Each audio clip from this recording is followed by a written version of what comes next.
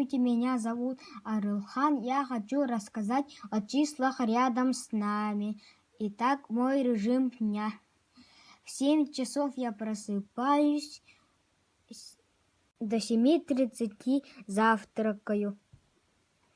Потом иду в школу. Кстати, от дома до школы примерно 1 020 шагов. С 8 до 12 учусь в школе. В час я обедаю, потом играю, отдыхаю, делаю домашнее задание. В 7 часов ужинаю, в 9 ложусь спать. Таким образом, на сон отводится 10 часов сна.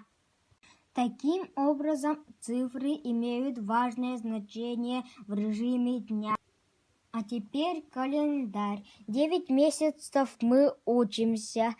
Это значит 273 дня, из них 39 воскресений, 30 дней каникулы, 10 дней праздничных. Итого 194 дня мы учимся.